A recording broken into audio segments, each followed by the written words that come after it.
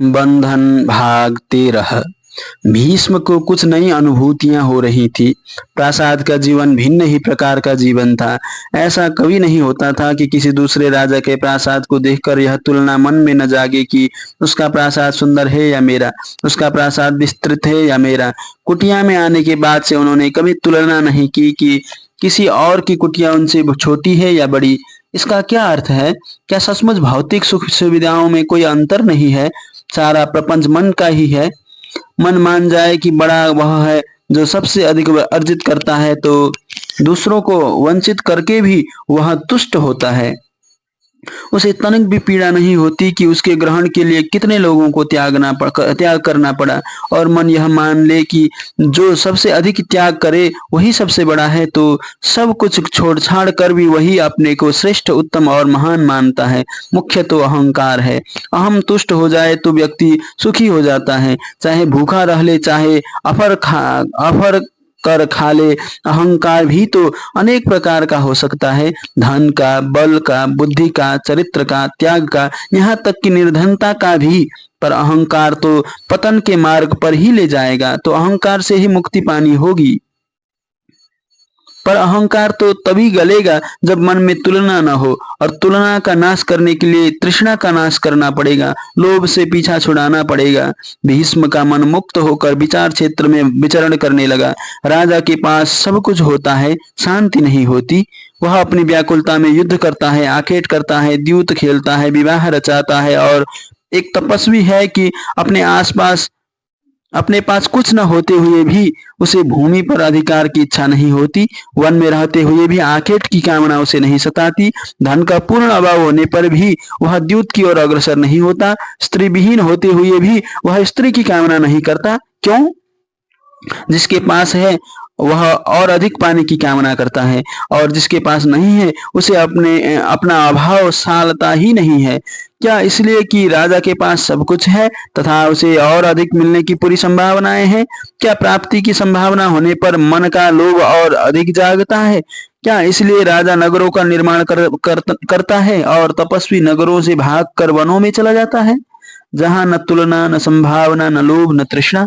यदि भीष्म कुरुराज्य के युवराज होते तो उनके सामने राजा बनने की संभावना होती, चक्रवर्ती होने का लोभ होता। वे राजसूय और अश्वमेध यज्ञों की बात सोचते, सेना का संगठन करते, युद्धों की तैयारी करते। किंतु जब राज्य ही नहीं है तो इसका विस्तार कैसा?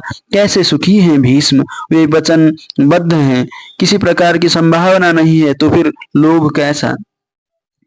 किसी की आहट से उनकी विचार श्रृंखला टूटी। सिर उठाकर देखा, महाराज का सारथी सामने खड़ा था। उसने हाथ जोड़कर प्रणाम किया।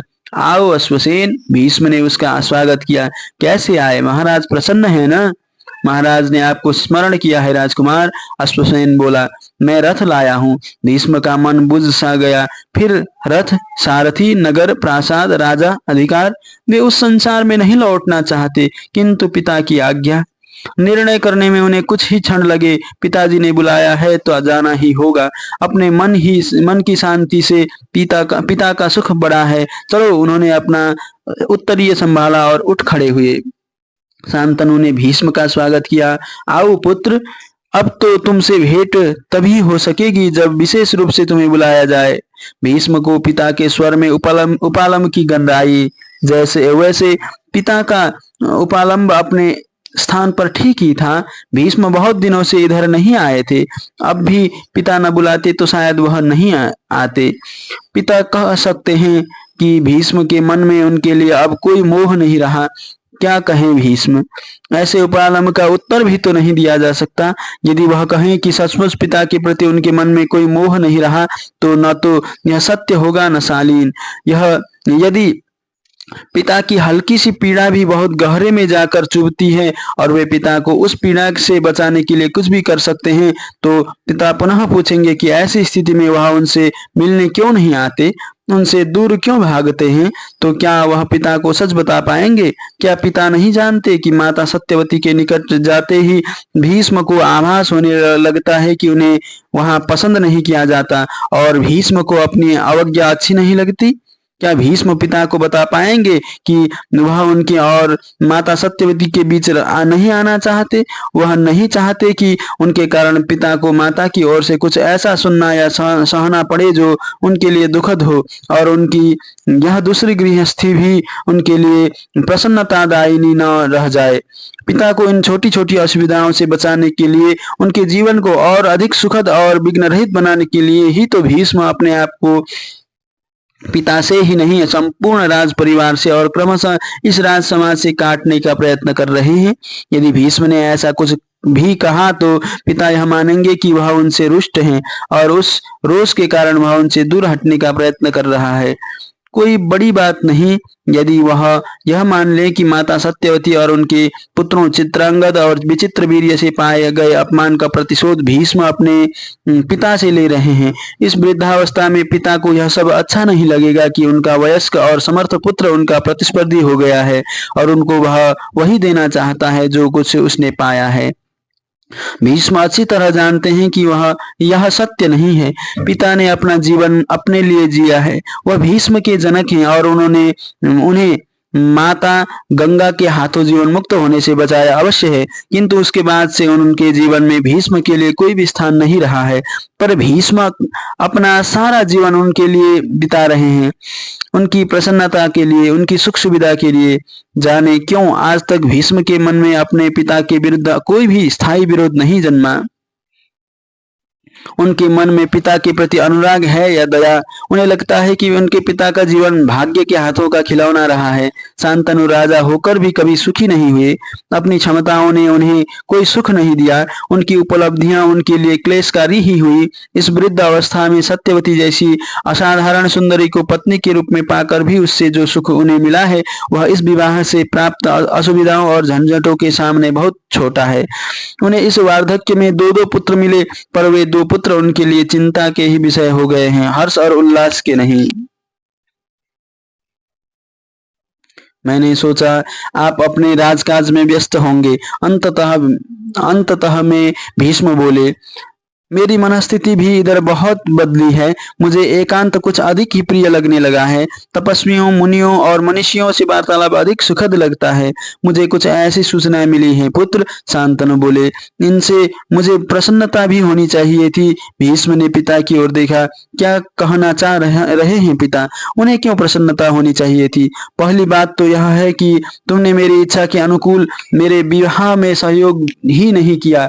नई गृहस्थी दी और स्वयं मेरे मार्ग में से कुछ इस प्रकार हट गए कि न मेरे मन में तुम्हें लेकर कोई दायित्व जागे, न अपराध बोध। दूसरे, तुम अपने स्व आध्यात्मिक उत्थान की ओर बढ़ रहे हो, अधिक समर्थ बन रहे हो। कैसे पिताजी? भीष्म पूछे बिना नहीं रह सके। ग्रहण से त्याग बड़ा होता है पुत्र, शांतनु बोले। ग्रहण करने वाले से त्याग करने वाला अधिक समर्थ है। इस वय में तुम सेनाएं लेकर दिग्विजय कर रहे होते तो भी तुम समर्थ माने जाते, किंतु अपनी सूरवीरता, अपने शस्त्र ज्ञान और अपने युद्ध कौशल को पूर्णतः विस्मृत कर, अपने समस्त रजस तत्वों का दमन कर, अपने जिस व्यक्तित्व का विकास तुम कर रहे हो वह अधिक समर्थ व्यक्ति का रूप है। पर पुत्र, शांतनु रुक गए। भीष्म उन्हें देखते रहे। क्या है पिता के मन में?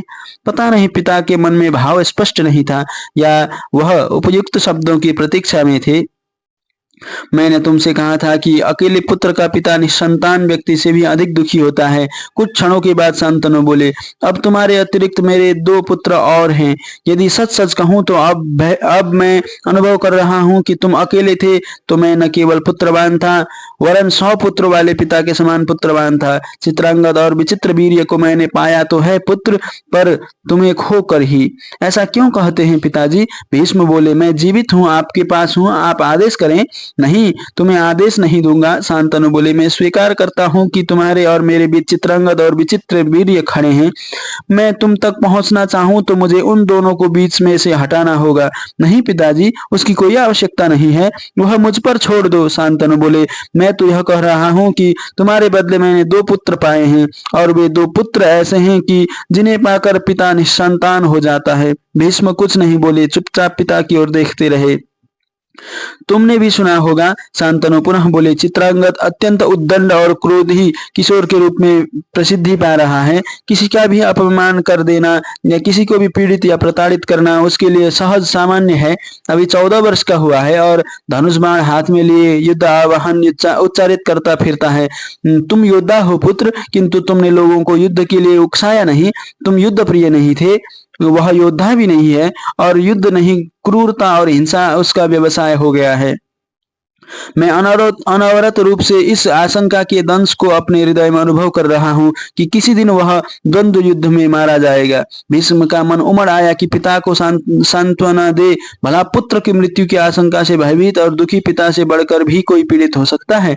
किंतु वे रुक गए, कुछ सोचते रहे और फिर बोले, पिताजी, माता सत्यवती के साथ विवाह से पूर्व आप इसी प्रकार की आशंका मेरे लिए पाल रहे थे। ऐसा क्यों है कि हस्तिनापुर के कुरु सम्राट चक्रवर्ती राजा शांतनु सदा अपने पुत्रों की भावी मृत्यु की आशंका से पीड़ित रहते हैं? कहीं ऐसा न हो कि आप अपनी इन आशंकाओं को मानसिक रोग बना लें। शांतनु कुछ संकुचित हुए पर फिर सायास मुस्कुराए। ऐसा नहीं है पुत्र, आज मुझे सच बोलने दो। तुम्हारे विषय में मेरी आशंका वास्तविक नहीं थी। उसका प्रयोजन मात्र इतना था कि मुझे सत्यवती से विवाह करने का व्यावहारिक आधार मिल सके। किंतु चित्रांगद के विषय में यह पूर्णतः सत्य है। जिस प्रकार वह अपनी क्षमता और दूसरे की शक्ति का मूल्यांकन किए बिना जिस तिस से उलझता फिरता है, उसका परिणाम कभी भी शुभ नहीं हो सकता। वह किसी भी दिन ऐसा नहीं होगा पिताजी। भीष्म बीच में बोले। और यदि ऐसा होगा भी तो क्षत्रियों के लिए वीरगति पाना सौभाग्य का लक्षण माना गया है। यह वीरगति नहीं होगी। शांतनु दुखी स्वर में बोले। न्याय के पक्ष में अत्याचार का दमन करते हुए युद्ध में वीरगति पाना गौरव का ही लक्षण है, किंतु व्यर्थ रक्तपात करते हुए अपने अपराधों के दंड स्वरूप प्राण गंवाना दस्यु की मृत्यु है। मुझे इसी का भय है भीष्म। शांतनु रुके नहीं। और दूसरा है विचित्र वीर्य। यह 12 वर्ष का हुआ है और कामुकता की ओर उसके चरण जिस गति से बढ़ रहे हैं वह भयंकर है। आप उन्हें रोकते क्यों नहीं? रोक नहीं सकता पुत्र। भीष्म ने चकित दृष्टि से पिता को देखा। उन्हें रोकने का मुझे अधिकार नहीं है। क्यों? भीष्म के स्वर में हल्का सा आवेश था। पर क्यों? शांतनु असहाय भाव में से हंसे। यह भी मेरे साथ नियति का परिहास है पुत्र। गंगा के पुत्र भी गंगा के ही रहे, सिवाय तुम्हारे उनमें से कोई भी शांतनु का पुत्र न हो पाया। वही स्थिति अब सत्यवती के पुत्रों की है। वे सत्यवती के ही पुत्र हैं, शांतनु के नहीं। उनके प्रति शांतनु के सैकड़ों दायित्व और कर्तव्य हैं, पर उसे अधिकार एक भी नहीं है। आप क्या कह रहे हैं पिताजी? यह सब भीष्म के लिए इतना आकस्मिक था कि वह समझ ही नहीं पा रहे थे कि वह क्या कहें। यही सत्य है पुत्र। शांतनु बोले। मैं उन दोनों में से किसी को भी अनुशासित करने का प्रयत्न करूं तो सत्यवती उनके आड़े आ जाती हैं। वह तुरंत मुझे समझाने लगती है कि वे राजकुमार हैं, उनका इस प्रकार दमन नहीं किया जाना चाहिए। इस प्रकार उनका तेज नष्ट हो जाएगा। चित्रांगद को कुछ कहूं तो वह मुझे समझाने लगती है कि वह युवराज है। युवराज का अहंकार तो पुष्ट होना ही चाहिए। उनके मन में यह दृढ़बद्ध धारणा होनी ही चाहिए कि वे अन्य मनुष्यों से श्रेष्ठ है। उसको अधिकार है कि वह किसी को भी दंडित करे, अपमानित करे। मैं यदि उसे समझाऊं कि राजकुमार या युवराज की भी कोई मर्यादा होती है तो वह इस प्रकार तड़पने लगती है जैसे मैं चित्रांगद का युवराजत्व ही छीन रहा हूँ। उनको आप पर विश्वास नहीं है, तनिक भी नहीं। उसे यह कहने में भी संकोच नहीं है कि वह मेरे किसी वचन का विश्वास नहीं करती। मैं आश्वासन के रूप में समझाने के लिए जो कुछ कहता हूँ उसे वह मेरा पाखंड मानती है। इसलिए मैं जितना ही अपना स्नेह जताता हूँ, जितना ही अधिक उसे विश्वास दिलाता हूँ, वह उतनी ही प्रचंड हो जाती है। शांतनु अत्यंत हताश स्वर में बोले। उस समय वह जो कुछ मेरे विषय में कहती है, वह यदि कोई सुन ले तो वह सहज रूप में यही विश्वास करेगा कि मुझ जैसा कोई पापी नहीं है और उस जैसी दुखिनी नारी इस सारी सृष्टि में नहीं है। शांतनु जितना खुलते जा रहे थे, भीष्म का असमंजस उतना ही बढ़ता जा रहा था। कहाँ वह समझते थे कि उनके पिता सरीखा कोई सुखी नहीं है, और कहाँ पिता तो मानो हृदय में ज्वालामुखी छिपाए फिर रहे थे। उनके लिए भी अब यह सब असह्य हो गया था। तभी तो वह पुत्र के सम्मुख इस प्रकार खुल पड़े थे। क्या उन्हें कुछ भी समझाया नहीं जा सकता? अंततः भीष्म ने पूछा। मैं जितना अधिक समझाने का प्रयत्न करता हूँ वह मुझसे उतनी ही रुष्ट हो जाती है। उसके मन में मेरे प्रति दृढ़ बद्ध धारणाएं हैं कि मैं झूठा हूँ, पाखंडी हूँ, कामुक और अत्याचारी हूँ। मैं अपनी मधुर वाणी से उसका सर्वस्व हरण कर उसे गलियों की भिखारिणी बना देना चाहता हूँ। जब मैं अपने प्रेम और अपनी सद्भावना के प्रमाण प्रस्तुत करता हूँ तो वह हंसकर मुझे टाल देती है। तुम शब्दों से मेरी भावना को झुठला नहीं सकते। तुम्हारे तर्क कुछ भी प्रमाणित करे, पर सत्य क्या है मैं जानती हूँ। भीष्म पिता की ओर देख रहे थे। क्या चक्रवर्ती शांतनु इतने असहाय हो गए हैं? तुम्हें विचित्र लगेगा वत्स, यदि मैं तुम्हें बताऊं कि मैं उससे किस सीमा तक डरने लगा हूँ। शांतनु बोले, मैं यह मानने लगा हूँ कि वह निर्धन परिवार से राजमहल में आई है, इसलिए निर्धनता का प्रेत उसका पीछा नहीं छोड़ रहा। पुनः अपनी पहली स्थिति में लौट जाने का भय उसे इतना सताने लगा है कि वह सहज नहीं रह पाती। तनिक सी बात में उसे लगने लगता है कि मैं उससे मुक्त होने का बहाना ढूंढ रहा हूँ। उसके मन से यह बात जाती ही नहीं कि मैं अंततः कोई न कोई षड्यंत्र रचकर उसके पुत्र के हाथों से अधिकार छीन लूंगा। वह स्पष्ट शब्दों में अभिधा में कहती है कि वह निर्धन परिवार की बेटी है, उसकी पीठ पर कोई राज परिवार नहीं है, इसलिए मैं उस पर अत्याचार कर रहा हूँ। वह तो यहाँ तक कहती है कि मैं इतना अहंकारी तथा कामुक हूँ कि कोई भी स्त्री मेरे हाथ रह ही नहीं सकती। गंगा को भी मैंने ही घर से निकाल दिया था और उसके विषय में एक झूठी कथा प्रचलित कर दी थी कि वह मुझे छोड़ गई है। पिताजी, हाँ भीष्म, शांतनु बोले। उसे यदि बिलख बिलख कर यह सब कहते हुए सुनो तो तुम भी विश्वास कर लोगे कि तुम्हारा पिता उतना ही दुष्ट है जितना वह कह रही है। इतनी अमानवीय है वह, रुग्ण है। उसके मनोविकारों ने उसके चिंतन को विकृत कर दिया है। कुछ बद्धमूल धारणाओं के कारण उसकी दृष्टि बदल गई है। अब जिस विकृत दृष्टि से वह जीवन को देखती है उसके लिए प्रमाण जुटाने कठिन नहीं है। रस्सी पड़ी हो तो भी मनोविकारों या दृष्टि दोष के कारण वह सांप ही दिखाई देगी। पर मुझे तो कभी ऐसा नहीं लगा। भीष्म कुछ सोचते हुए बोले, किसी और ने भी कभी इस प्रकार चर्चा नहीं की? नहीं, किसी तीसरे के सामने उसका कभी ऐसा व्यवहार नहीं होता। शांतनु का स्वर धीमा पड़ गया, जैसे अपने आप से बात कर रहे हूँ। मैं ही उसका सबसे अधिक आत्मीय हूँ, मैं ही सबसे अधिक प्रेम देता हूँ उसे, और वह मेरे ही प्रति इतनी क्रूर है। मुझ पर ही उसका सबसे अधिक अविश्वास है।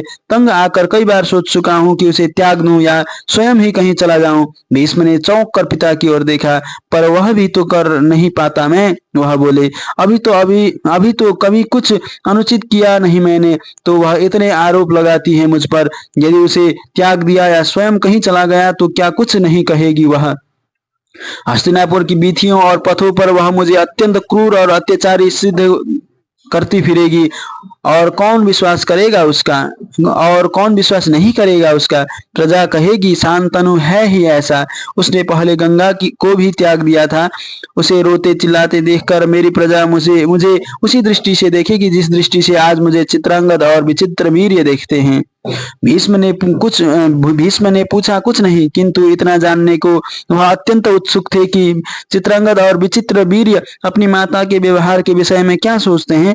जब वह अपनी आशंकाओं से दुखी होकर रोती चिल्लाती है और मुझ पर अनेक प्रकार के आरोप लगाती है, शांतनु स्वयं ही बोले, तो मेरे वे दोनों पुत्र शब्दों में तो कुछ नहीं कहते, किंतु उनकी जो आंखें मेरी ओर उठती है वे बहुत कुछ कह जाती हैं। वे मुझसे पूछती हैं कि आखिर उनकी माँ को परेशान क्यों करता हूँ, और मेरी इच्छा होती है कि या तो अपना सिर प्रासाद की दीवारों से दे मारूं या अपने बाल नोच लूं। शांतनु चुप हो गए। भीष्म तो जैसे पिता का इतना दुख सुनकर अवाक ही रह गए थे। वह क्या चाहते? एक और भीष्म का मन जैसे कह रहा था, नारी का मोह ऐसा ही होता है। पिता ने अपने पहले अनुभव से कुछ नहीं सीखा तो यह होना ही था। पर दूसरी ओर भीतर ही भीतर उनका अपना मन ही उन्हें धिक्कारने लगा था। तू तो आज तक समझे बैठा था कि तूने पिता को सुखी करने के लिए इतना बड़ा त्याग किया है। तेरा अहंकार स्फीत होकर आकाश को छूने लगा था कि आज तक अपने पिता को सुखी करने वाला तेरे जैसा कोई सुपुत्र ही पैदा नहीं हुआ है। पर क्या सुख दिया तूने पिता को? उनके जीवन को तूने नरक बना दिया है। उन्होंने सत्यवती को चाहा था, किंतु तुझसे कुछ मांगा तो नहीं था। तुझसे मांगा इसलिए नहीं था क्योंकि उसके अनौचित्य को उनका विवेक देख रहा था। तूने उसके अनौचित्य को नहीं देखा और सत्यवती को लाकर उनके सम्मुख खड़ा कर दिया। कैसा पापी है तू! आप अपने अपयश के भय से इस यातना को कब तक ढोएंगे पिताजी? भीष्म को यह कहने के लिए प्रयत्न करना पड़ा। अपयश की ही बात होती तो शायद मैं किसी और ढंग से सोचता, शांतनु बोले। वस्तुतः सत्यवती से अलग होकर शायद मैं तो मुक्त हो जाऊंगा, किंतु वैसी स्थिति में चित्रांगद और विचित्र वीर्य पूर्णतः उसके अधिकार में होंगे। उनके विषय में सारे निर्णय वह करेगी, वह पूर्णतः उसके संरक्षण में होंगे। उसकी इच्छा के अनुसार उन्हें जीवन व्यतीत करना होगा, और जैसे भी हैं वे मेरे पुत्र हैं वत्स। शांतनु की आंखें भीग आई। मैं उन्हें पूर्णतः उस स्त्री के भरोसे कैसे छोड़ दूं जो इतने मनोविकारों से ग्रस्त है। वह उनका भी जीवन नरक बना सकती है और अपने संतुलित क्षणों में उनके लिए वही निर्णय ले सकती है जो गंगा ने अपने पुत्रों के विषय में लिया था। उन्होंने रुककर भीष्म की ओर देखा। और भी एक बात है भीष्म। क्या पिताजी? वह स्वस्थ होती, ठीक ढंग से सोच समझ सकती और उसका व्यवहार दूषित होता तो कदाचित मैं कब से उसका त्याग कर चुका होता। पर वह रुग्ण है, उसकी चिंतन प्रक्रिया विकृत है, वह ठीक से सोच नहीं पाती है। उसका त्याग मैं कैसे कर सकता हूँ पुत्र? रोगी की सेवा की जाती है, उसे त्यागा नहीं जाता। उसे त्याग देने पर उसे जो शारीरिक और मानसिक कष्ट होगा उसके लिए मैं स्वयं को कैसे क्षमा कर पाऊंगा?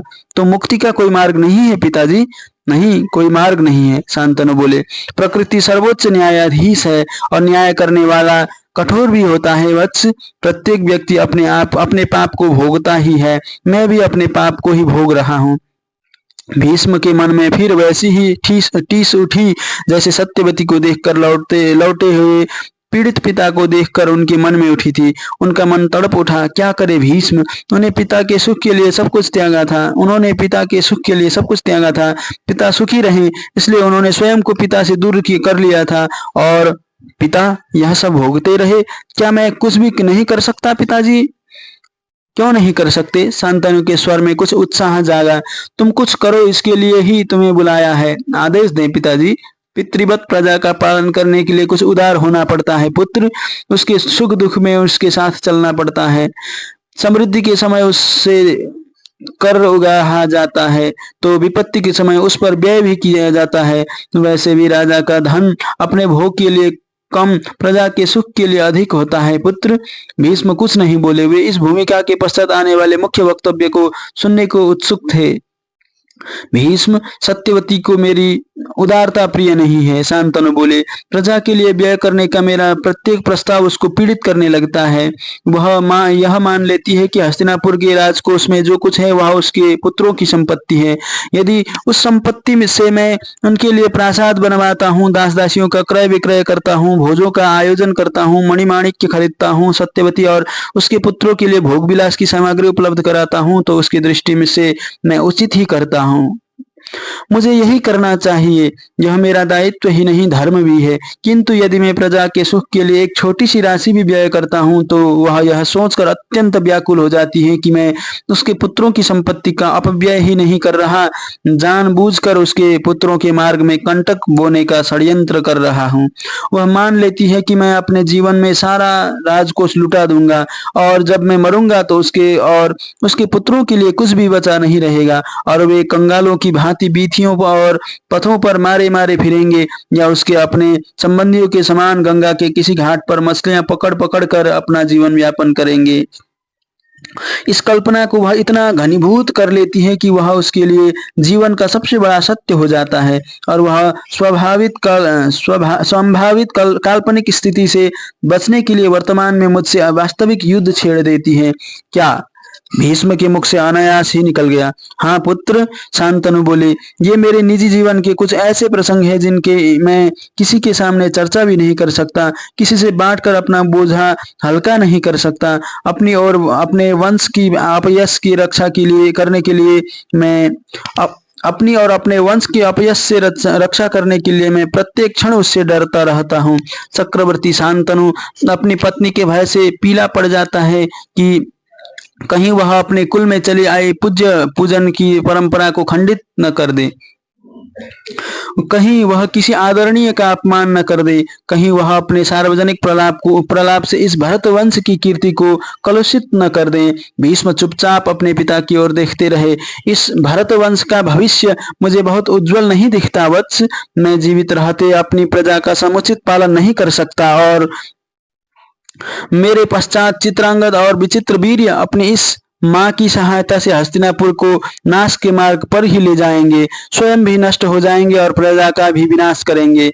भीष्म के मन में उत्सुकता फनकार कर खड़ी हो गई। क्या चाहते हैं पिता?